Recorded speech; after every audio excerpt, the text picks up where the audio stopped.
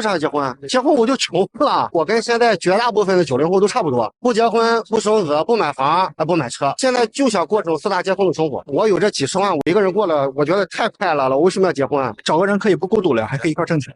不是，我感觉你找不到一个让自己能增值的女朋友吧，我觉得都太大。像我一个月，如果说我挣2万的话，她挣2000，我还得照顾着她。我感觉现在的女孩基本上会做家务的也不多，我还得做着家务，我还得养着她，我还得照顾她的感受，我还得挣着钱。找对象那不叫找对象，那就找了个爹回去。现在这个社会，结婚的话，可能第一时间谈的并不是感情了都，绝对就是物质条件。现在有很多男人，他们都开始防着女人了，因为全是捞女。再加上大同的事件，即便对方是个好女人，男人也会防着的，也不会给对方太多权利。现在这些小捞捞把市场都给搞砸了，导致男人都不相信女人，男女之间的关系比较恶劣，他们把好女人都搞得没什么市场了。大家好，欢迎来到看大陆节目，我是美玲。在中国，越来越多年轻的男性选择不婚不育。有些人认为，这些男性早已看透了婚姻背后的现实，从高额彩礼到情绪劳动，从物质绑架到责任失衡，婚姻对一部分中国男性来说呢，正在变成一场高风险低回报的买卖。有数据显示，中国95后男性群体的未婚率会已经超过了70%。那么，为什么年轻男性开始集体逃离婚姻呢？有分析认为，如今的中国相亲市场早已经变了味儿，男性面对的不是理性平等的伴侣，而是一串串标准清单。我们来一起看一下。为如今的相亲市场充斥着微胖、大龄、正在考公、准备考研、打算看车、考虑买房、平时喜欢旅游、烘焙、瑜伽、追星、骑行和飞盘的小仙女，而他们对男生的要求却相当离谱。要求工作稳定，就是现在必须要有钱；要求有上进心，就是未来也要有钱；要求顾家踏实，就是工资要上交，钱都要给他；要求智商高，就是我可以是中专，但你必须得是985；要求温柔体贴，就是你得当闺男，不可以有情绪；要求孝顺长辈，就是要给他父母养老；要求情绪稳定，就是他脾气很差，但你得忍。博主总结说呢，更让人无语的是，现在一些女生的恋爱观早已经脱离了现实，她们动不动的就把喜欢慕强挂在嘴边，其实呢，说白了就是想找一个有钱的，口口声声说自己是性格直爽，往往是情商低，说话伤人还不自知，强调女性独立，实际情况却是收入勉强能够养活自己。这样的标准，这样的认知，让不少男生一听就退避三舍，不是不想谈恋爱，而是真的不敢开始。那还有网友指出呢，现在很难遇到好女人。我们来一起看一下。你看看现在有多少女性打着谈恋爱的旗号，同时钓着好几个男人，美其名曰是考验，其实大多是骑驴找马，蹭吃蹭喝，甚至是骗钱。明明有些男生的条件呀比女生好太多了，却还是被各种看不上，各种打压。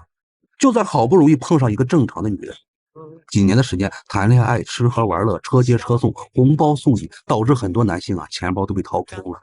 好不容易呢熬到了谈婚论嫁的时候，等待男性的却又是彩礼、房子、车子、五金、婚礼、酒席这5座大山。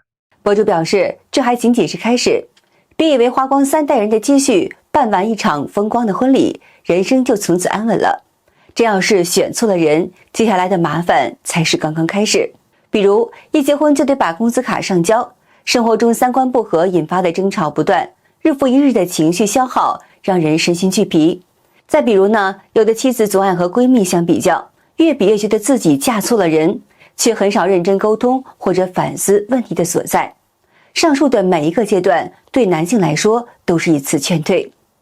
而更残酷的是，有些人把恋爱当成了交易，把男人当提款机。今年以来，消费主义浪潮席卷全社会，尤其是在婚恋市场当中，催生了一种被称为是捞女经济的现象。然而呢，随着男性对这种模式的觉醒而遭到了抵制。我们来一起看一下。过去，男人为博心上人一笑，不惜掏空钱包，为一句“你爱我吗”背上网贷、买口红、抢限量包、订5星级酒店、安排烛光晚餐，既提供物质基础，又奉献情绪价值。现在两极反转，口红滞销，鲜花崩盘，钻石神话破灭，奢侈品销量骤减。部分沉迷于消费主义的女性，等来的是堆积如山的信用卡账单，对男性经济支撑的依赖也是越来越重。为了稳固对男性的掌控，一部分捞女正在全面升级战术系统。他们用美颜滤镜打造完美形象，用暧昧话语编织爱情幻想，用攀比机制刺激男性的虚荣心，并参加名媛课程，从技术手段笼络男性。这一类精准定位男性，让男性为自己花钱的私教课已经形成了产业链，内容丰富，形式多样，涵盖朋友圈撰写文案、人设塑造、两性技巧、反 PUA 策略、引导男性消费、帮助小三上位等等。在这种思潮的洗礼之下，一部分容易受此影响的普通女性也认为，情侣之间让男性买单高消费是理所应当。逢年过节，男性没有一份大礼，就只是抠门小气彩礼。如果只有10万，那就是对方家庭不尊重自己。如今呢，随着捞女经济的全面崩盘，这背后依附而生的整条情感操纵产业链也是无以为继。泡沫破裂之后，留下的是一地鸡毛与集体反思。捞女经济说白了就是很多女性的高消费是由男方出钱支撑的，而现在很多男士不愿意出这个钱了，捞女经济也就崩了。相关产业大概可以总结为6个。6个呢？快跟我说说来。一是奢侈品产业，以前捞女们大多以奢侈品作为身份象征，而他们的奢侈品都是男方出钱。现在呢，这个消费链条走不通了。就是好多奢侈品专柜的客流都断崖式暴跌了呢。2是伪仪式感的消费产业，小到秋天的第一杯奶茶，大到6、7位数的旅游度假都会受到冲击。另外呢，专门准备捞女假名媛开设的情感培训业也因为见效不大而无人问津。婚恋社交平台不再如往日繁荣，网红腐化产业也受到重创，就连高端短租市场也遭到波及。曾经一些名媛为营造富裕形象，会拼单租豪宅、租豪车打卡造梦。如今，随着捞女生存空间的缩小，这类需求几乎是归零了。而最严重的就是，随着中国男性大规模退出婚恋市场，直接引发了一场捞女性危机。一批曾习惯于刷卡买奢侈品、预付高额的美容项目的消费型女神，迅速失去了资金的支持，债务滚雪球般累积，不少人已经濒临失信，甚至登上了老赖的名单。另外，一些所谓的婚姻本身已经成了赤裸裸的化债手段，等男人反应过来时，早已经是人财两空。比捞女更可怕的是什么？是化债女。捞女诈你一时，化债女诈你一世。捞女只是通过各种手段骗取钱财，化债女是通过结婚要彩礼偿还债务。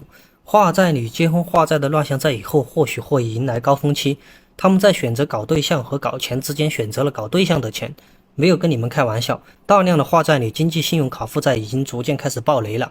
为什么？因为社会男性在去责任化躺平了。这样的情况下，部分化债女急于寻找接盘侠，将婚姻视为是个人财务重整的工具。有些人在婚礼前索要高额彩礼，背后真正的目的是拿来填补自己的婚前债务。等钱到手了，账金了，人也走了，最后剩下男方一脸懵，落得人财两空。有位网友分享了他的真实的经历。现在的结婚就是把女生的贫穷无知全部转借到男人身上，让男人来买单，而且还要被女人看不起，是还是不是？也就是说，我要花着高价的彩礼请你来我家，然后我还要给钱给你去消费。我花钱请了个祖宗吗？我去年也相了一个亲啊，才认识没几天，他就想定下来，我就认识了1次，他就想定下来。后来我去了向他家里，我才知道真实的情况。网友遇到的是一个刚出狱、身无分文的女孩，她家境极度贫困，还有个弟弟要结婚，于是她把希望寄托在找个男人身上，只要有人愿意给出35万彩礼，她全家立即起死回生。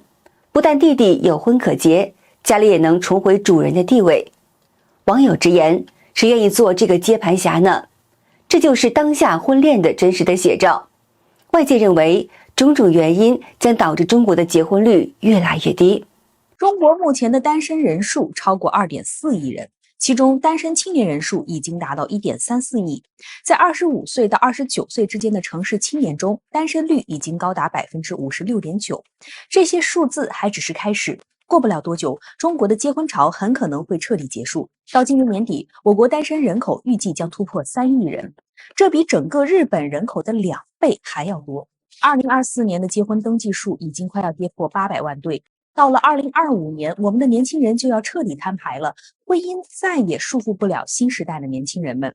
大家都不想结婚，原因也是显而易见。首先，从男方的角度来看，经济上的压力可能是最主要的因素。我们虽然提倡男女平等，但不得不承认的是，在中国传统社会的观念中，男性通常要承担起结婚的主要成本，首当其冲的就是彩礼。2023年，我国居民人均可支配收入是3.9万元，这意味着一个人至少要攒上好几年，才能攒够10几万的彩礼钱。而且很多地区的彩礼已经飙升到30-40万，甚至更高。普通人即使不吃不喝，到了该结婚的年龄，也攒不够彩礼钱，只能依靠父母的援助。这还没算上买房、买车、婚宴等等开销。结婚之后，男性通常也要承担起养家糊口的主要责任，房贷、车贷、子女的教育支出等等。现在培养一个孩子到大学毕业的成本至少也要几十万，对大部分人来说，这些费用都是高昂的、难以承受的。所以，越来越多的男性选择远离婚姻、远离生育。不少人已经开始预测，随着越来越多男性对婚姻失去热情，主动退出婚恋市场，未来女追男的现象将会变得愈发常见。现在男生都不愿意结婚，不敢结婚，有钱的不愿意结，自己一个人过得好好的，不要掏空家底找个祖宗。那没钱的不敢结，房子、车子这2座大山压得他喘不过气。你要敢贷款，那就是人死带还债，抠抠搜搜一辈子没享到福，还给后代留一屁股债。现在结婚，男生承担全部成本，如果改变不了现状，以后结婚的人只会越来越少。目前，中国不仅有3000万光棍儿，还存在着超过1亿的大龄未婚女性。越来越多的女性主动选择不结婚。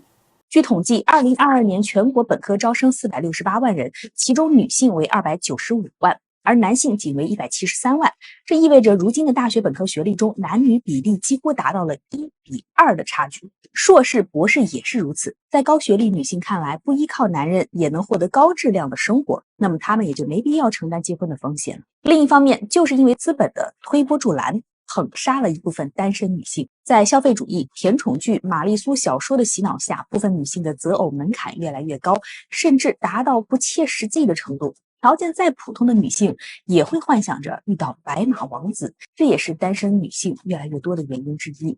随着越来越多年轻人选择不结婚，相关的消费也随之下降，整体社会的经济活力正面临着被削弱的风险。为了扭转这一趋势，当局尝试通过简化婚姻流程来提高登记率。比如早在2017年就取消了结婚登记费，近期也废除了必须提供户口本的限制，目的就是鼓励年轻人步入婚姻。然而现实却并不乐观。2024年的前3个季度，全国登记结婚率仅为474.7万对，比去年同期又减少了94.3万对。好的，今天就和大家聊到这儿了，请您记得点赞、订阅、留言，并且分享给您的朋友们。感谢您的支持，我是美玲，我们下期节目见。